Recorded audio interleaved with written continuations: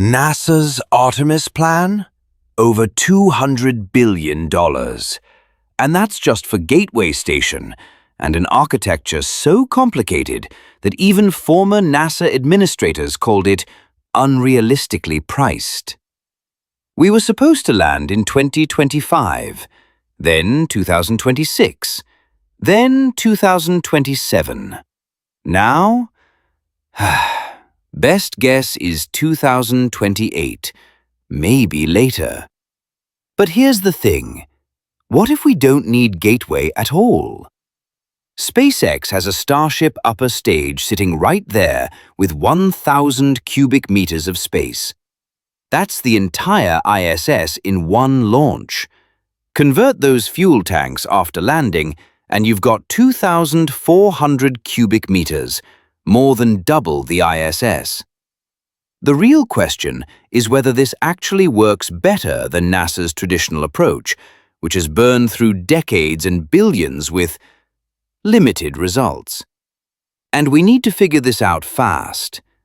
China's building their International Lunar Research Station with Russia, targeting the 2030s.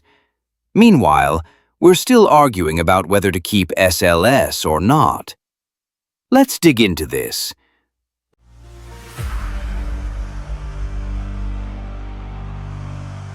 The problem with Artemis isn't the technology, it's how everything's connected. NASA built this whole hub-and-spoke thing, where astronauts launch on SLS, fly to Gateway in some weird orbit, transfer to Starship, land, come back up, go back to Gateway, then finally head home in Orion. Count those moves, 6 different transfers, 6 chances for something to go wrong. And Gateway costs $10 billion, basically because Orion can't reach low lunar orbit by itself. SpaceX has been working on some alternatives, but kind of throw all of NASA's assumptions out the window. First option, just make the Starships expendable. No need to bring the second stage back. Each tanker delivers way more fuel when it doesn't need reserves for the return trip. Maybe cut those refueling missions from 20 down to 10. The savings on heat shields and landing systems basically pay for the extra hardware, especially when you're cranking out a Starship every few weeks. More importantly, you skip the whole prove Starship can safely re-enter problem. If the FAA grounds flights after a failed test, that could push Artemis 3 back years. Expendable missions sidestep that mess completely. Option 2 gets more radical. Ditch SLS and Orion entirely. Just use Starship for everything. Refuel in Earth orbit, fly straight to low lunar orbit, land with crew and cargo, stay operational for 100+ days. The vehicle becomes the space station, the lander, and the ride home. Why juggle 3 separate spacecraft when one handles it all? The tricky part isn't engineering. It's getting NASA comfortable with refueling while crew is aboard. They fought SpaceX on load and go for Falcon 9 until testing proved it was safe. This is an even bigger psychological leap. There's a middle ground, too. Launch crew on Dragon, have them transfer to a fully fueled Starship for the moon trip while Dragon waits in orbit.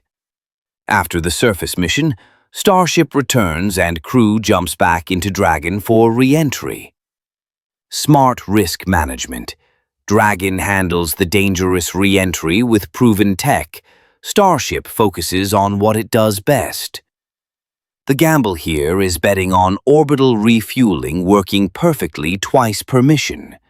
But honestly, probably less complicated than coordinating SLS, Orion, Gateway, and Starship across different orbits with different contractors.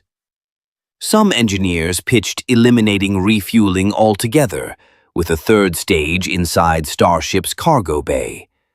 This Nova Starship concept does the whole mission in one launch. No depot needed.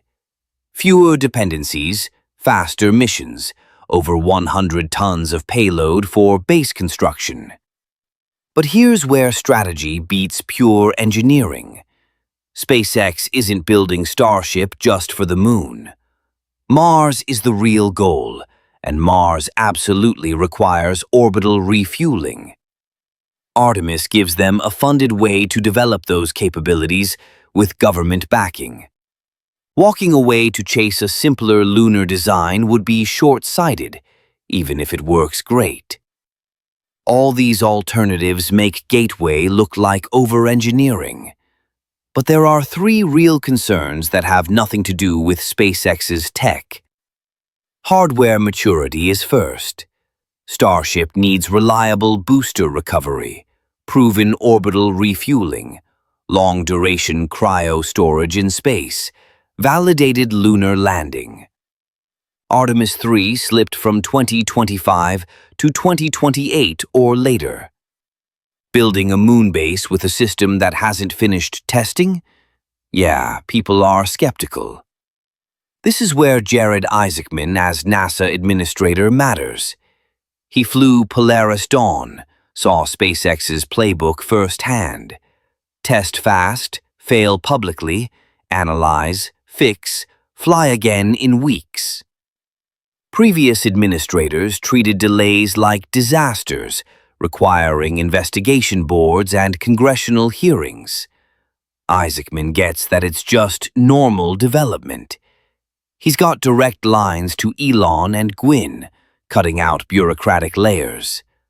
When problems pop up, solutions happen in days instead of months. Will that move Artemis 3 from 2029 to 2028? Maybe, maybe not. But it's more leverage than any previous administrator had. Second concern: money. NASA's budget is around $25 billion, covering everything from Earth science to ISS. Recent talk suggests cuts, not increases. A permanent lunar base needs maybe $100 to $200 billion over 15 to 20 years. Call it $5 to $10 billion annually on top of existing Artemis costs. Congress controls the money, and Congress likes spreading contracts across districts more than funding exploration. But Isaacman brings different cards to the table. He built Shift 4 into a multi-billion-dollar company through efficiency and funded Inspiration 4 for under $200 million, way less than equivalent government missions. More importantly, he can frame this in terms Congress understands: strategic competition with China.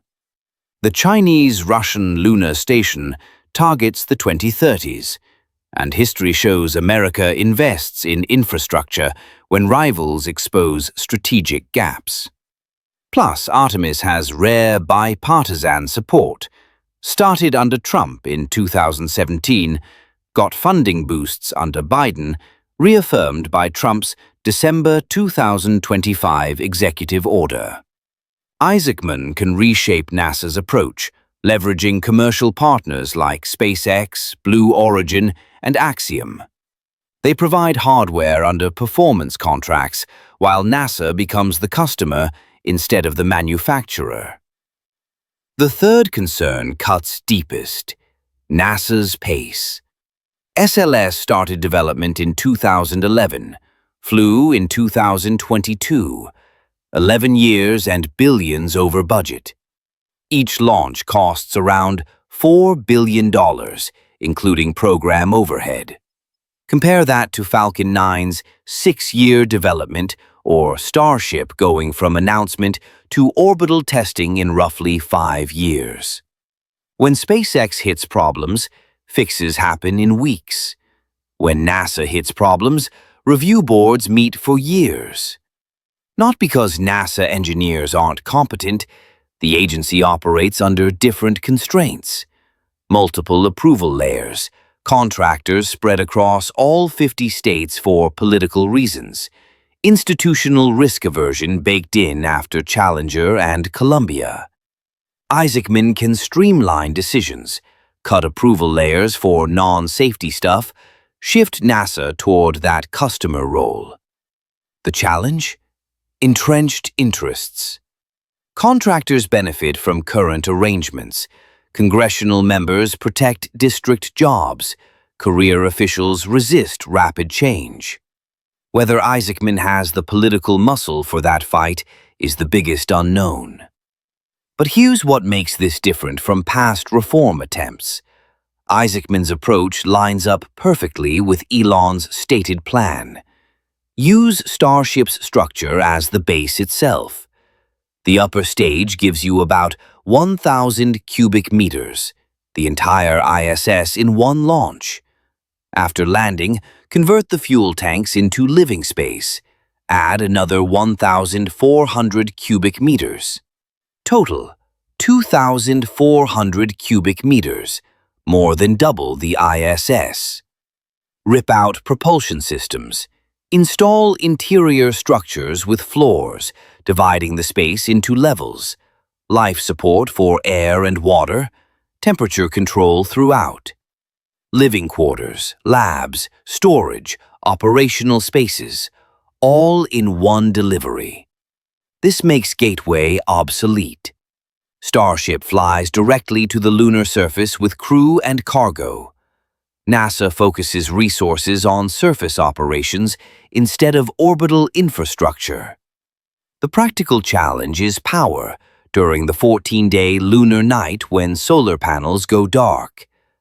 NASA's contracted 3 companies to design fission reactors, delivering at least 100 kilowatts for steady power. Habitats, rovers, resource extraction. That tech development runs parallel to Starship's progress, both converging around 2028 to 2030. Look, SpaceX has shown multiple ways to build a lunar base without that $200 billion gateway. The architecture NASA locked in 5 years ago made sense when Starship was just a concept. Today, Starship's flying and Isaacman's running NASA. The math changed. One Starship landing delivers more living space than the entire ISS, 2,400 cubic meters versus Gateway's planned 125. The question isn't whether we can afford to skip Gateway. It's whether we can afford not to. That 2028 deadline isn't just political theater anymore. With leadership willing to embrace commercial speed, with hardware actually flying instead of living on PowerPoint, with China publicly committing to their lunar base in the 2030s, we're finally looking at something realistic. Not because the tech suddenly appeared, but because the institutional walls are starting to crack. What do you think? Should NASA go all in on Starship? Or does keeping SLS and Orion provide backup capability worth the cost? Drop your thoughts below. I read every comment. If this added value to your day, hit like and subscribe to New Space Review. We're tracking every major move as this moon race heats up. And you'll want to see what's next. Click that video on your screen to find out what SpaceX just revealed about Starship's next upgrade. Thanks for watching. See you in the next one.